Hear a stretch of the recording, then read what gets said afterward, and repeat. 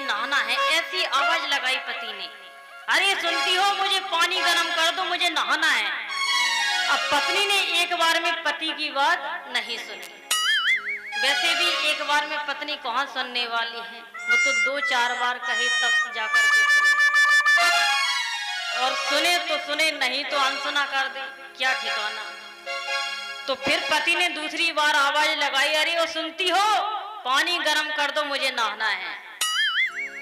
दूसरी बार में भी पत्नी नहीं सुनी। तब तीसरी बार में पति को गुस्सा आया और बिस्तर से खड़ा हुआ, जोर से चिल्ला करके बोला, अरे पानी गर्म कर दो, मुझे नहाना है। जैसे ही कहा कि पानी गर्म कर दो, मुझे नहाना है, तो अंदर से रसोई में खाना बना रही थी श्रीमती जी। आ गई उठ करके, चल करके, हाथ में बेलन लिए हुए थी और बोली कि क्या कह रहे हो, क्या कहा तुमने। बेलन हाथ में दिखा करके बोली कि क्या कह रही हो। जैसे ही पति ने बेलन देखा ना हाथ में, तो कह दिया कि कुछ नहीं कह रही हैं, बस ये कहा था कि पानी गर्म कर दो। पत्नी ने कहा कि नहीं किया तो क्या कर लोगे तुम। उसने कहा कि मैं ठंडे पानी से नहा लूंगा। बेलन देखा ना तो डर गया बेचारा।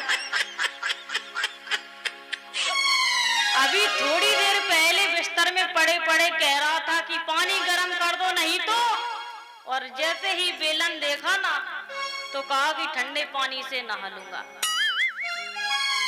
तो धुंधली कहने लगी कि ये फालतू की बातें मत करो, बस बच्चे का नाम मैं ही रखूंगी। और ज्यादा ही जब आंखें दिखाने लगी कि देखो पत्नी यदि जिद कर ले ना कि मुझे ये चीज चाहिए, चाहिए ही चाहिए, तो उसको जरूर पूरा करना पड़ता है। किसी की हिम्मत नहीं कि उसको मना कर दे पत्नी को। देखो व्यक्ति संसार में बाहर कितनी ही दादागिरी करे, पहलवानी करे, नेतागिरी करे, बाहर कितना ही शेर बन करके रहे, लेकिन घर में आने के बाद में अच्छे अच्छे शेर भींगी बिल्ली हो जाते हैं। अच्छे अच्छे शेर, क्योंकि पत्नी घर में शेरनी होती है ना, इसलिए उसी की चलती होती है। वैसे यहाँ की माताओं के लिए नहीं, वो तो मैं दूर की बात कर रही हूँ। तो धुंधली ने कहा कि नाम तो बस मैं ही रखूंगी। नाम तुम कैसे रख लोगे, नाम हम रखेंगे। आत्मदेव जी ने कहा कि ठीक है, नाम तुम रख लो,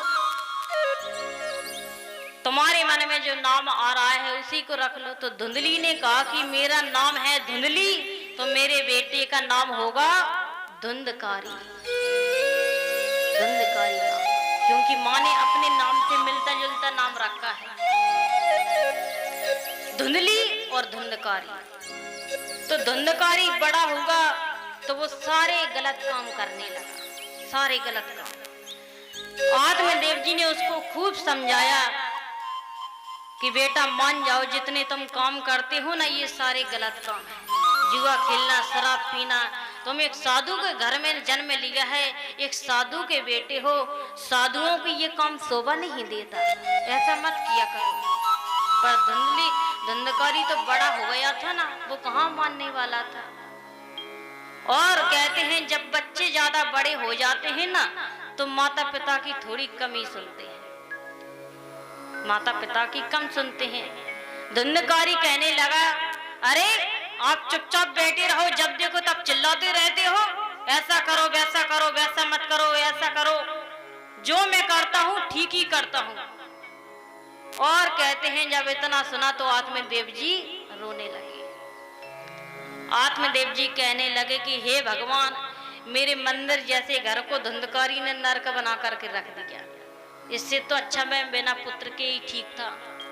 जब मेरे यहाँ पर बालक नहीं था ना, तब मैं बड़ा दुखी था, अब बालक हो गया है तो अब ये जीवन भर मुझे परेशान करके रख देगा।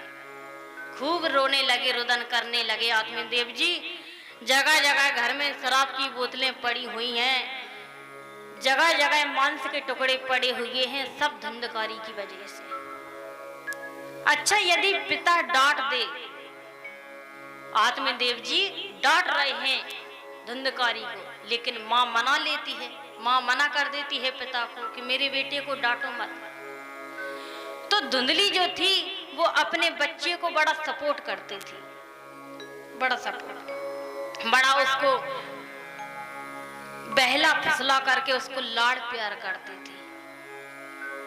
देखो, बच्चे को लाड़ प्यार करो पर इतना भी मत करो कि बच्चे बिगड़ जाएं।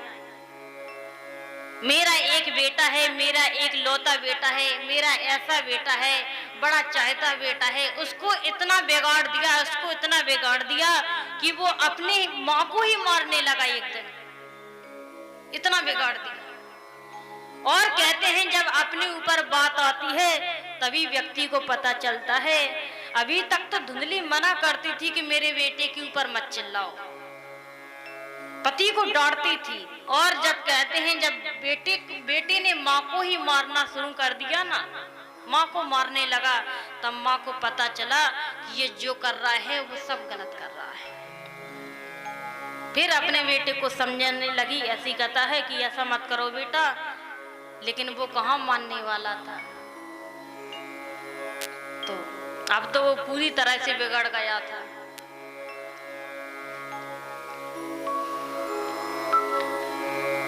बोलिए श्री सद्गुरुदेव सरकार की, श्री हनुमान जी महाराज की। तो आइए मैं आगे की जो कथा है उसका हम सभी कल दर्शन करेंगे। और वैसे भी भगवान की कथा अनंत है, हरि अनंत, हरि कथा अनंता, आप सब कथा को जानते हैं। आइए इसी के साथ में हरि नाम सुमरन, इसके बाद में आरती होगी और इसके बाद में आप सभी को शिव पुराण की कथा भी सुनने को मिलेगी। आइए बड़े ही भाव के साथ में।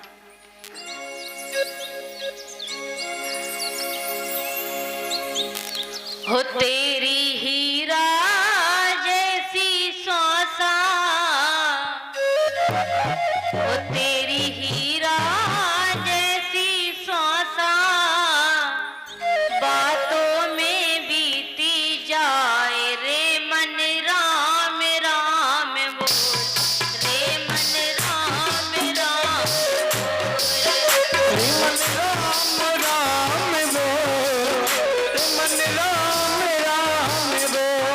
तेरी हीरा जैसी श्वासा, बातों